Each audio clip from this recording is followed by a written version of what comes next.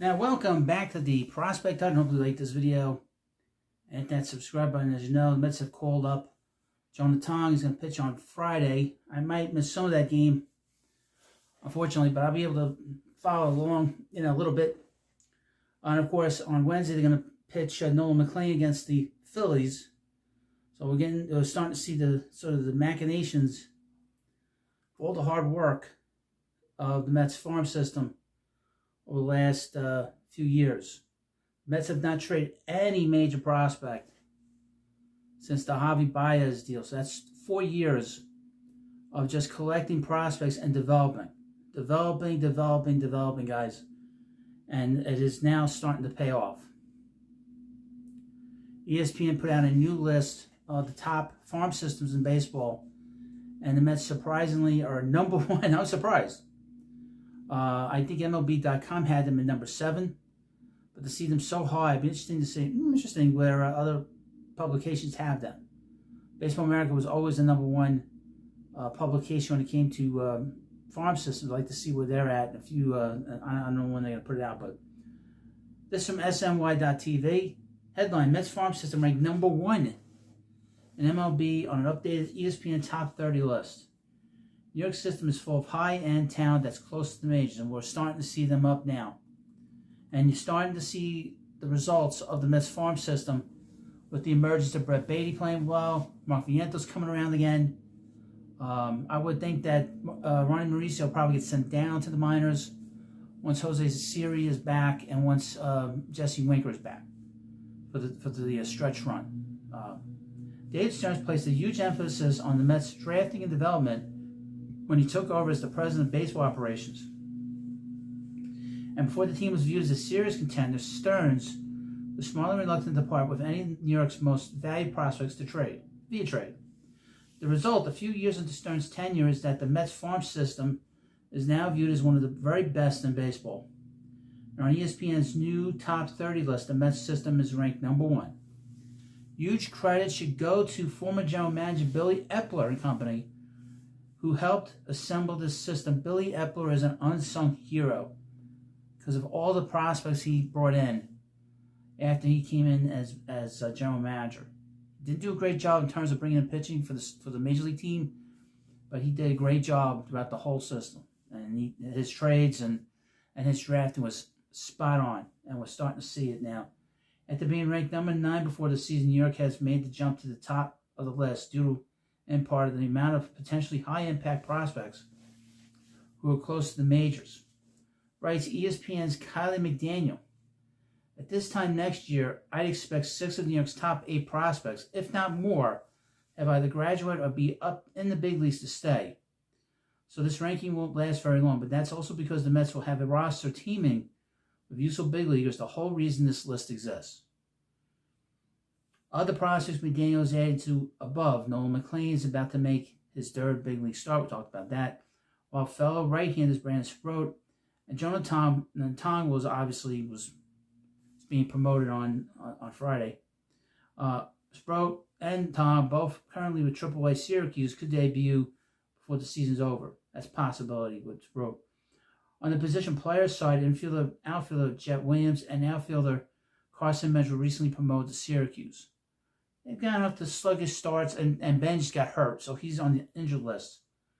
The expectation is Williams and Bench will have both debut during the 2026 season. And Jet Williams got off to a slow start. He played AAA last year, but he's got off to a bit of a slow start this year. But he played really well in AA. We're going to be talking a lot about him in spring training next year. I don't know where he's going to play yet, either second base or center field. I don't know yet.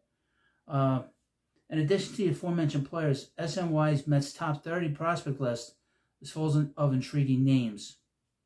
That list includes power hitting first baseman Brian Clifford, who people have compared since they brought him in from the Justin Verlander deal as a guy that could be like Lucas Duda power. Lucas Duda wasn't a bad player. Teenage shortstop Elian Pena, who absolutely got off to a bad start there in the Dominican Summer League, went over his first 24 or 25 or something like that, and then hit over 300, had an OPS over 900 from that point on. He's only 17 years old. They just signed him in January. I would expect him to come stateside for the Florida Complex League next year, excuse me.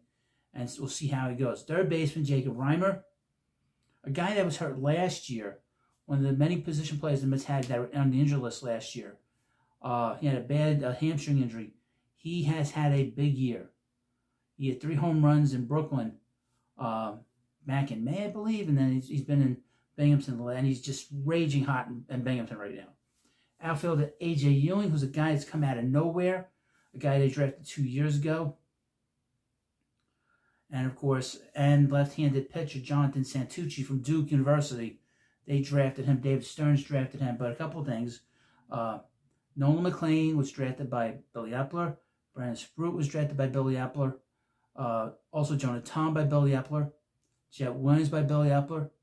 Carson Bench was drafted by, of course, David Stearns last year.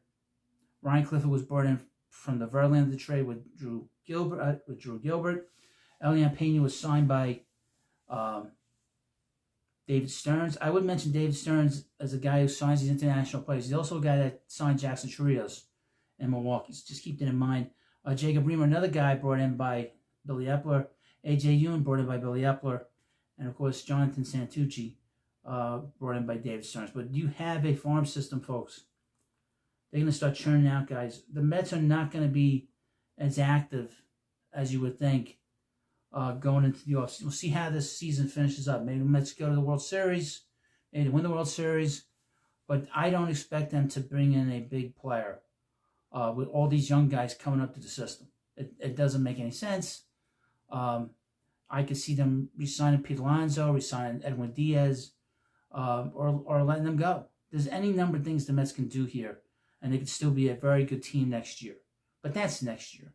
That's beyond. Right now is what they need right now at the major league level. They need to put the best team out there every day. McLean does that tonight. Tong will do that on Friday, and we'll take it from there. But the Mets farm system has been important because this team has needed their young players, particularly guys that have been here, to really take hold of a job. Mark Vientos did not hit well at all most of the season up until the last few weeks. And, of course, Brett Baty, same thing. He's had a very good August.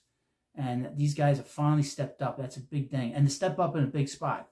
Stepping up in August in a stretch run is very important. And now we're about a few days away from September. If they keep this going, the Mets will win the wild card. If not more, maybe try to get the division again. But to be number one farm system is a big deal. We'll see where they get ranked once we start seeing some of these guys get called up to the major leagues, like the guys I mentioned. But the Mets have so much talent in the system now, so much pitching talent, which they have not had in a very long time, not like 10 years. So the pitching talent is coming up through the system. Mets have been bringing in a lot of players, everyday players, position players that are on the everyday roster. Pete Alonso, we have Michael Conforto for a few years, Jeff McNeil. But these other guys, the pitching was a thing that they were they didn't have a lot of.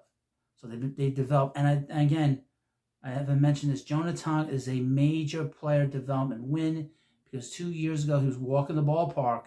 This is a kid that was from Canada. He moved from Canada to Florida so he could get drafted by a team.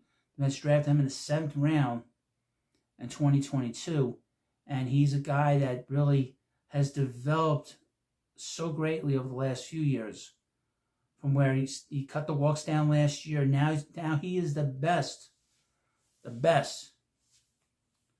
and the number one prospect in terms of being on the mound, the best pitching prospect in baseball. That's things I've been reading over the last few days, is that Jonah Tom is the best pitching prospect in the game. So the Mets have really come a long way in the last 2 years, really 3 years.